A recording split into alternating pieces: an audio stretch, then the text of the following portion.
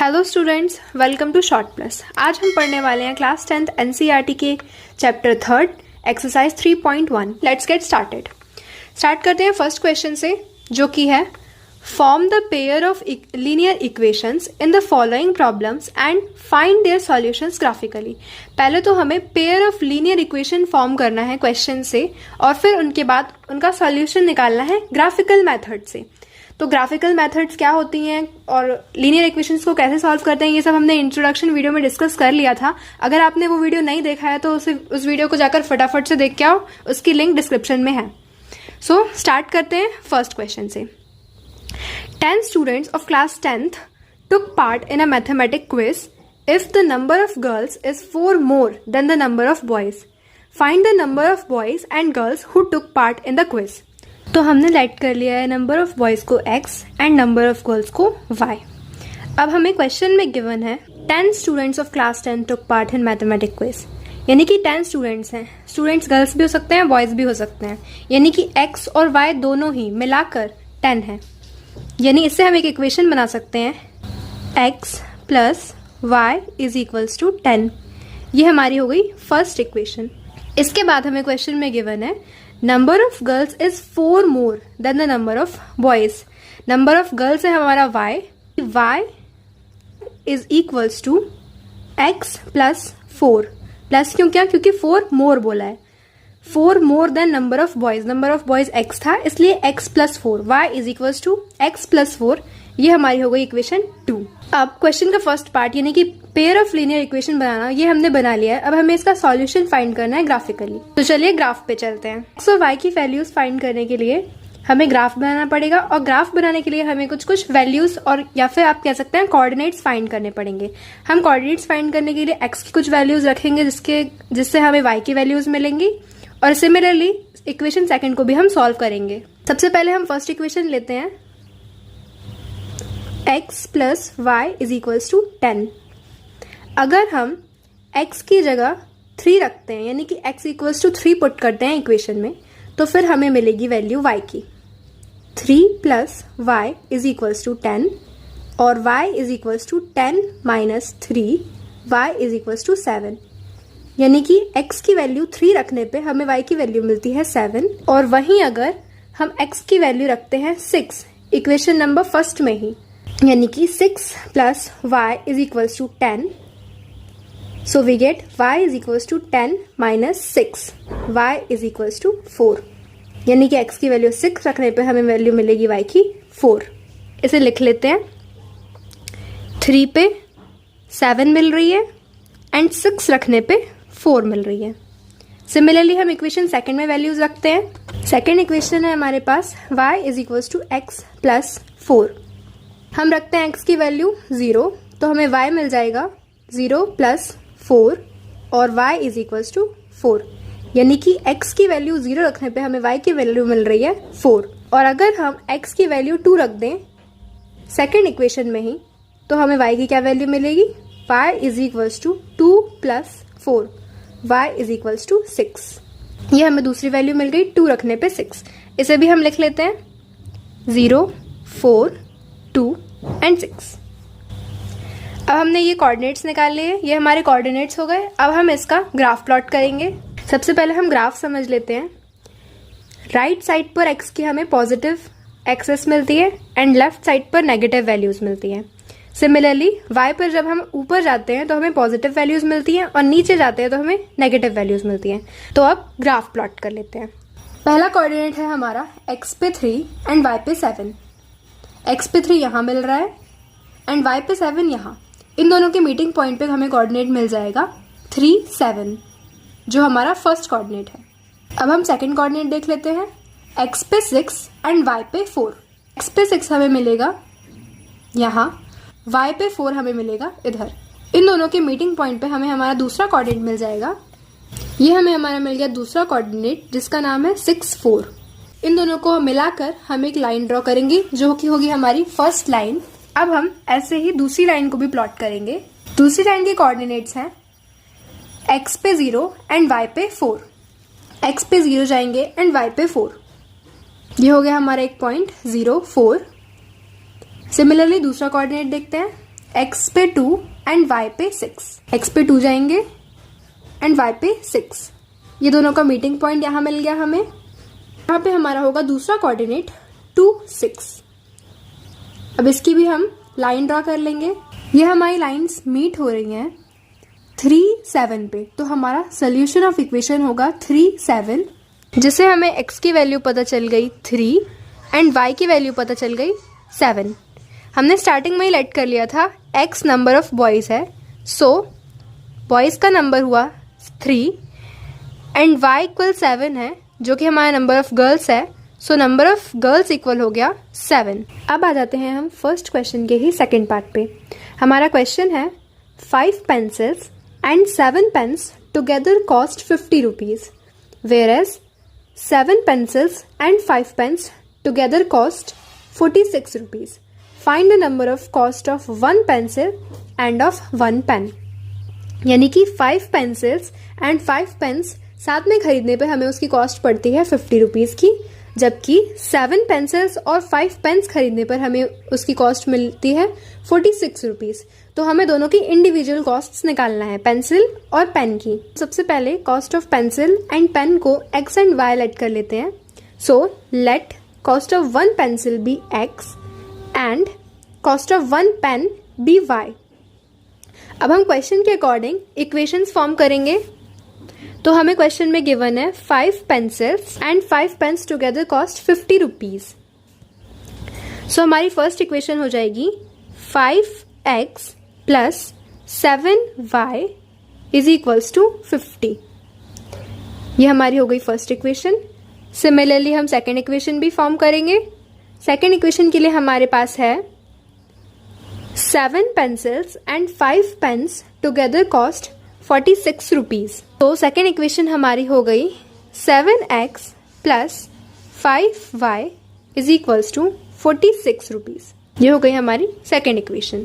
अब इन इक्वेशंस का सोल्यूशन फाइंड करने के लिए हम x की कुछ वैल्यूज़ रखेंगे, जैसे हमें y की वैल्यूज़ मिलेंगी। सिमिलरली सेकेंड इक्वेशन में x की वैल्यूज़ रखेंगे और y की वैल्यूज़ मिलेंगी। इससे हम कोऑर्डिनेट्स फाइंड करेंगे, जैसे ग्राफ पर प्लॉट करेंगे और उनके इंटरसेक्शन पॉइंट पर हमें हमारा सोल्यूशन मिल जाएगा। तो सबसे पहले फर्स्ट इक्वेशन में हम वैल्यूज़ रखना स्टार्ट करते हैं। 5x plus 7y is equals to 50। हम लेट करते हैं x को इज इक्वल्स टू 3 इस फर्स्ट इक्वेशन में। So we get 5 multiplied by 3 plus 7y is equals to 50। इससे हमें y की वैल्यू मिल जाएगी 5 3 ज़ार 15 plus 7y is equals to 50 और 7y is equals to 50 minus 15, 7y is equals to 35 और y is equals to 5। So x की value 3 रखने पे हमें y की वैल्यू मिलती है 5। इसे नोट कर लेते हैं 3 एंड 5। अब हम इसी इक्वेशन में अगर y इज इक्वल्स टू 0 रख दें तो हमें x की वैल्यू मिल जाएगी। सो पुट करते हैं 5x plus 7 multiplied by 0 is equals to 50 और 5x plus 0 is equals to 50, 5x is equals to 50, x is equals to 50 by 5, x is equals to 10। यानी कि जब हम y की वैल्यू 0 रखते हैं तब हमें x की वैल्यू मिलती है 10। हमारे दूसरे कोऑर्डिनेट्स मिल गए 10 एंड 0। अब हम सेकेंड इक्वेशन के भी कोऑर्डिनेट्स फाइंड करेंगे। सेकेंड इक्वेशन है हमारी 7x plus 5y is equals to 46। अगर हम इधर x is equals to 8 put करेंगे तो हमें y की वैल्यू मिल जाएगी 7 multiplied by 8 plus 5y is equals to 46 और 56 plus 5y is equals to 46, 5y is equals to 46 minus 56, 5y is equals to minus 10, y is equals to minus 10 upon 5। ये cut हो जाएगा -2 times. y is equals to -2। हमें x is equals to 8 रखने पर y की value मिल रही है -2। अब ये कोऑर्डिनेट्स हम नोट कर लेते हैं। x is equals to 8, y is equals to -2। अब दूसरे कोऑर्डिनेट्स फाइंड करेंगे। y इज इक्वल्स टू 5 रख लेते हैं। y is equals to 5 put करते हैं। 7x plus 5 multiplied by 5 is equals to 46 और 7x plus 25 is equals to 46. 7x is equals to 46 minus 25. 7x is equals to 21. x is equals to 21 by 7. ये cut हो जाएगा. 7 3 ज़ा 21. यानी कि जब हम y is equals to 5 put करेंगे तब हमें मिलेगा x is equals to 3. ये कोऑर्डिनेट्स भी नोट कर लेते हैं, 3 and 5. अब जब हमें दोनों इक्वेशंस के कोऑर्डिनेट्स मिल गए हैं तो अब हम ग्राफ प्लॉट करेंगे. हम ग्राफ प्लॉट करते हैं हमारी फर्स्ट इक्वेशन का. इसका पहला कोऑर्डिनेट है 3 और 5. x पे 3 एंड y पे 5. ये पॉइंट यहाँ बन रहा है. इस कोऑर्डिनेट का नाम हो गया 3,5. पहले हम x के कोऑर्डिनेट लिखते हैं, उसके बाद y के लिखते हैं. सेकंड कोऑर्डिनेट है हमारा 10 एंड 0. x पे 10 एंड y पे 0. ये हमारा x एक्सिस पे लाई कर रहा है. ये कोऑर्डिनेट हुआ. इसको हम नाम दे देते हैं 10,0. हमें दो कोऑर्डिनेट्स मिल गए हैं. अब हम इससे एक स्ट्रेट लाइन फॉर्म कर सकते हैं. ये हमारी फर्स्ट इक्वेशन की लाइन हो गई. अब हम दूसरी इक्वेशन की कोऑर्डिनेट्स देखेंगे. x पे 8 एंड y पे -2. याद रखना यहाँ -2 है, यहाँ पर -2 है y पे. -2 हमें नीचे मिलेगा क्योंकि ये y पे है. तो x पे 8 एंड y पे -2. ये पॉइंट हमारा यहाँ मीट कर रहा है.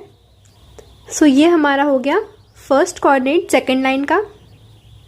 लिख देते हैं 8, -2. सेकंड कोऑर्डिनेट है हमारा 3,5.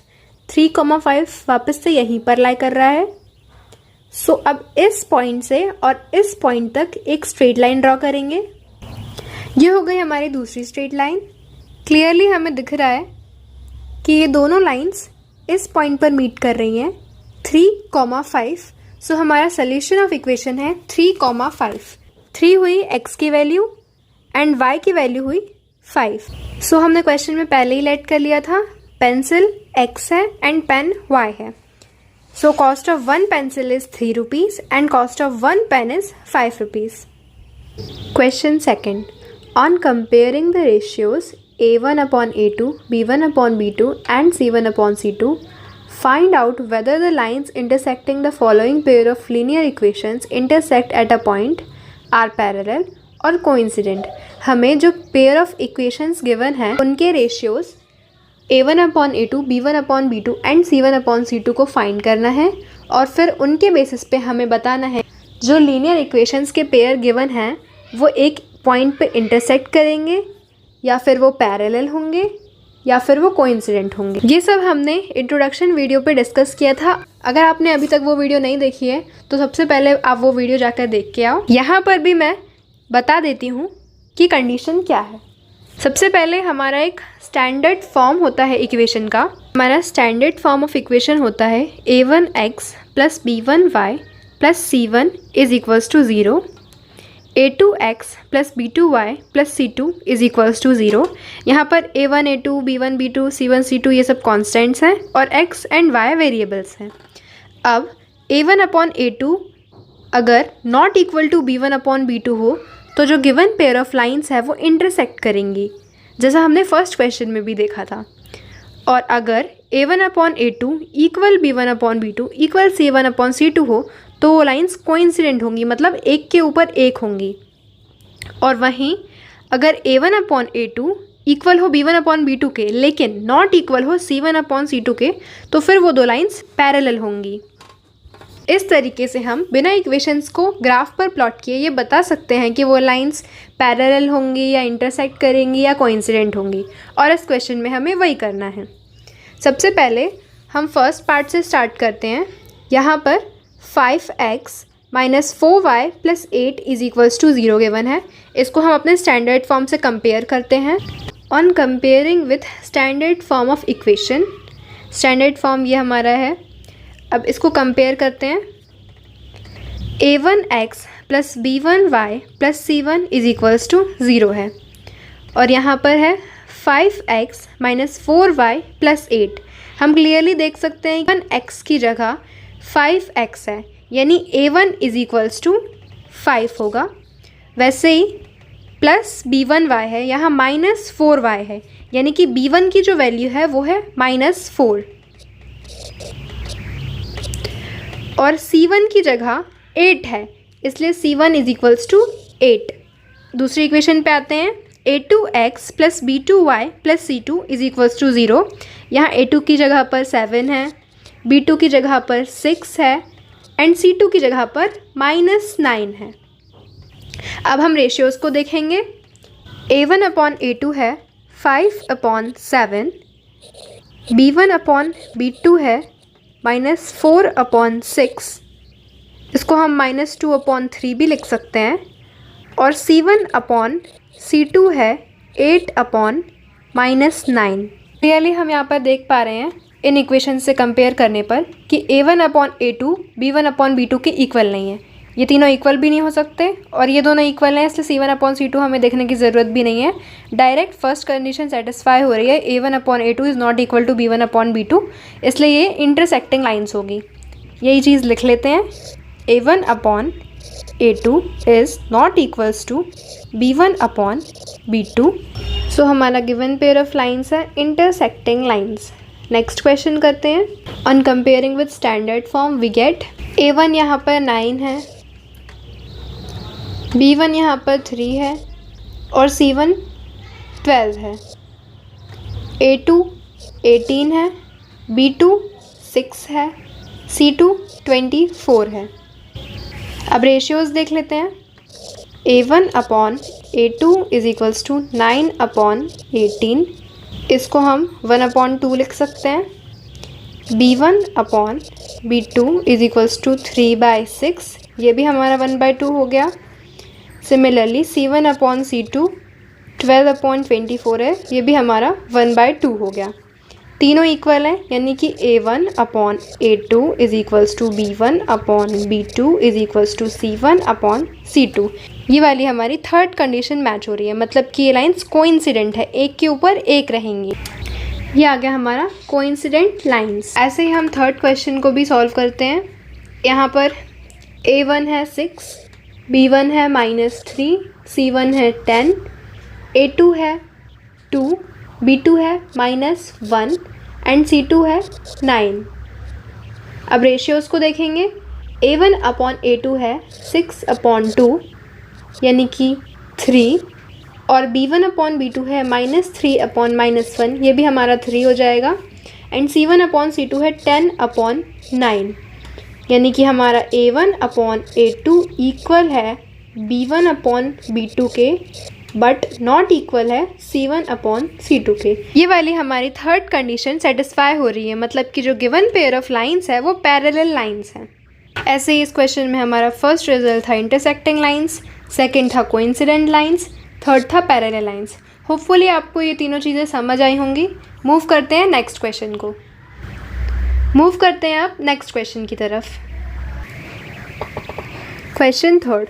On comparing the ratios a1 upon a2, b1 upon b2, c1 upon c2, find out whether the following pair of linear equations are consistent or inconsistent। अब हम देख लेंगे कंसिस्टेंसी और इनकंसिस्टेंसी की कंडीशन। अगर हमारे ratios a1 upon a2 not equal हो b1 upon b2 के, तो इक्वेशन कंसिस्टेंट होगी। साथ ही अगर a1 upon a2 इक्वल हो b1 upon b2 के और c1 upon c2 के, यानी तीनों रेशियोज इक्वल आ जाएं, तो भी हमारी इक्वेशन कंसिस्टेंट होगी। लेकिन अगर a1 अपॉन a2 इक्वल हो b1 अपॉन b2 के, लेकिन नॉट इक्वल हो c1 अपॉन c2 के, तो फिर ये इक्वेशन इनकंसिस्टेंट होगी। मतलब जहाँ पर भी हमारी लाइन कहीं ना कहीं इंटरसेक्ट कर रही है, वहाँ पर हमारी इक्वेशन कंसिस्टेंट है। हमारी लाइन जितनी बार इंटरसेक्ट करती है उतने उसके सोल्यूशन है। जैसे इंटरसेक्टिंग लाइंस एक बार ही इंटरसेक्ट कर रही है, इसलिए उसके वन सोल्यूशन होता है। कोइंसिडेंट लाइन हर पॉइंट पे इंटरसेक्ट कर रही है, इसलिए उसके मैनी सोल्यूशंस होते हैं। पैरेलल लाइन कभी इंटरसेक्ट ही नहीं करती, इसलिए उनका कोई सोल्यूशन नहीं होता।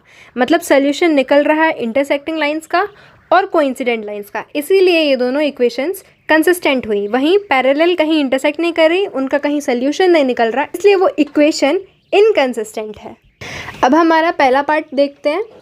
3x + 2y = 5, 2x - 3y = 7। इसको जब हम स्टैंडर्ड फॉर्म से कंपेयर करते हैं तब हमें A1 मिलता है 3, B1 मिलता है 2, C1 मिलेगा -5 क्योंकि ये इस साइड है, उस साइड जाके -5। वैसे ही A2 लिख लेते हैं 2, B2 -3, C2 -7। ये हो गए हमारे A1 A2, B1 B2, C1 C2। अब हम रेशियोज़ देख लेते हैं। A1 upon A2 is equals to 3/2, B1 upon B2 is equals to 2 upon -3, C1 upon C2 is equals to -5 upon -7 या फिर 5/7। Clearly A1 upon A2 is not equals to B1 upon B2। हमारा पहला ही unequal आ गया है, इसलिए हमें दूसरी conditions देखने की ज़रूरत भी नहीं है। इक्वेशन कंसिस्टेंट होगी। दूसरे पार्ट पे आते हैं। अब हम देख लेते हैं सेकंड क्वेश्चन में A1 2 है, B1 -3, C1 -8, A2 4, B2 -6, C2 -9। अब रेशियोज़ देख लेते हैं। A1 upon A2 is equals to 2/4 या फिर 1/2। सिमिलरली B1 अपॉन B2 देखेंगे। B1 upon B2 is equals to -3/6 is equals to 1/2। C1 upon C2 is equals to -8/9। इसको हम 8/9 भी लिख सकते हैं। So clearly A1 upon A2 equal है B1 अपॉन B2 के, और साथ ही नॉट इक्वल है C1 अपॉन C2 के। ये कंडीशन हमारी थर्ड वाली है पैरेलल लाइंस की, यानी कि ये इनकंसिस्टेंट है। इनकंसिस्टेंट हमारा आंसर हो गया। थर्ड पार्ट पे आ जाते हैं। स्टैंडर्ड फॉर्म से कंपेयर करने पे A1 की वैल्यू 3/2, B1 की वैल्यू 5/3, C1 की वैल्यू -7, A2 की वैल्यू 9, B2 की वैल्यू -10, C2 की value -14। A1 upon A2 ratios निकालेंगे। अब A1 अपॉन A2 में A1 खुद रेशियो में है, तो यहाँ पे रफ में निकाल लेते हैं A1 अपॉन A2। A1 है हमारा 3/2 और A2 है 9। 9 के अपॉन में कुछ नहीं है, मतलब 1। ये फ्रैक्शन के अपॉन में फ्रैक्शन है, तो अगर इसे मल्टीप्लाई में ले जाएं तो रेसिप्रोकल हो जाएगा। 3/2 मल्टीप्लाइड बाय 1/9, ये कैंसिल हो रहा है 3 times. So 1 upon 3 2s are 6, 1/6। Similarly B1 upon B2 find करते हैं। B1 upon B2 equals to 5/3 upon -10। ये भी फ्रैक्शन के अपॉन में फ्रैक्शन है, इसको भी मल्टीप्लाई में ले जाएंगे। 5/3 मल्टीप्लाइड बाय -1/10, ये भी कैंसिल हो रहा है 2 टाइम्स। इसका -1/3 2s are 6, -1/6। C1 upon C2 calculate करते हैं। ये आ जाएगा -7/-14 यानी कि 1/2। सो A1 upon A2 not equal B1 upon B2। ये फर्स्ट वाली कंडीशन है इंटरसेक्टिंग लाइंस की, मतलब ये कंसिस्टेंट है। तो the given pair of equations are consistent. इस क्वेश्चन के 3 पार्ट्स हमने कवर कर लिए हैं, 2 पार्ट्स अभी और बाकी हैं जिन्हें आप खुद ट्राई कीजिए, होपफुली आप वो कर पाएंगे। वीडियो बहुत लंबी हो रही थी, इसलिए आज की इस वीडियो को यहीं पर एंड करते हैं। बाकी के क्वेश्चंस नेक्स्ट वीडियो में कवर करेंगे। आज के लिए बस इतना ही। होपफुली आपको सारे क्वेश्चंस अच्छे से समझ में आए होंगे। If you have any queries और doubts then please let us know in the comment section below. Thanks for watching.